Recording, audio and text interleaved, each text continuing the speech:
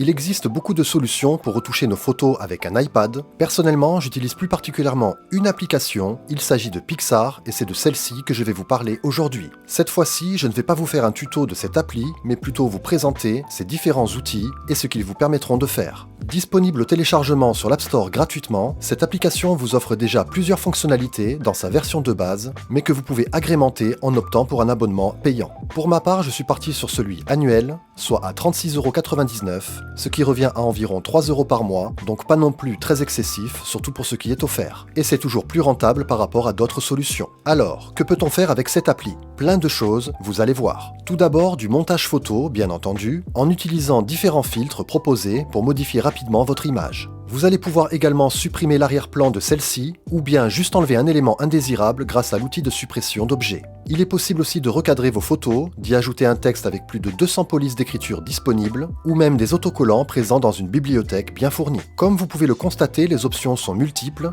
tout pour apporter les modifications nécessaires à vos images. Mais ce n'est pas tout, vous pouvez également améliorer vos vidéos, encore une fois en y ajoutant des filtres, des textes, des autocollants et même de la musique grâce à une vaste bibliothèque musicale. Parfait pour rendre unique vos stories Instagram ou vos TikTok par exemple. Vous pouvez aussi créer des collages photos tendance, encore une fois avec plusieurs fonctionnalités disponibles. Concernant les autocollants, sachez que vous avez non seulement accès à plus de 60 millions d'exemples proposés, mais vous pouvez aussi bien fabriquer vos propres compositions et ainsi créer des autocollants personnalisés et uniques selon vos souhaits. Personnellement, j'apprécie beaucoup toutes les options offertes par cette application. Précédemment, j'ai déjà utilisé plusieurs solutions pour le montage de mes images, Photoshop, Lightroom, Affinity Photo et plus récemment Canva, et je dois dire que Pixar est celle que je préfère, et de loin. Quelles sont mes raisons ?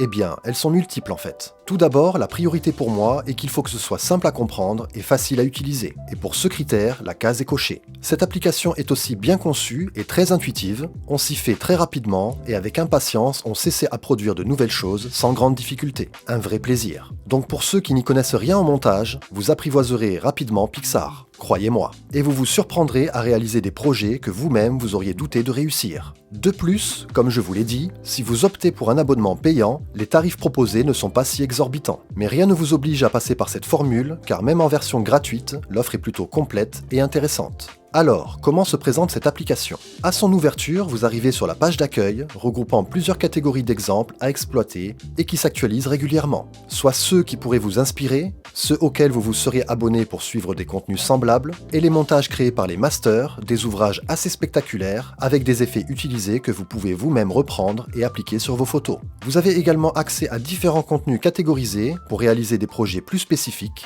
comme pour du marketing, avec des modèles de logos, d'affiches, de cartes de visite et bien d'autres. Il y en a aussi pour les jeux, donc pour les streamers gamers, ce sera idéal pour toutes vos vignettes. Vous en avez aussi pour créer des cartes de remerciement et même pour vos vœux, parfait pour les fêtes qui arrivent. Bref, une grande variété d'exemples à utiliser selon ce que vous voulez faire. Et vous n'aurez qu'à en sélectionner un et le modifier selon votre convenance et votre goût. Et si vous préférez composer intégralement votre montage, cela se fera en appuyant sur le bouton plus, en bas au centre. Ici, vous opterez pour le type de création que vous souhaitez réaliser, soit en partant de l'une de vos photos ou l'une de vos vidéos. Vous avez encore plusieurs options disponibles, vous y trouverez notamment les grilles pour les collages, les photos gratuites, les arrière-plans et encore des modèles pour ne citer que les principales. Comme vous pouvez le voir, il y a de quoi faire, vraiment. Et beaucoup de choses sont tout de même accessibles, sans abonnement. Ce qui est plutôt cool, n'est-ce pas? À savoir que vous avez la possibilité de participer à des défis, si vous le souhaitez, et par ce fait, être noté pour vos créations, et ainsi être classé. Et oui, Pixar est non seulement une application de montage à part entière, mais c'est aussi bien un réseau social en quelque sorte, puisqu'elle offre toutes les fonctions de ces derniers. On crée, on partage, on s'abonne, bref, vous connaissez le système.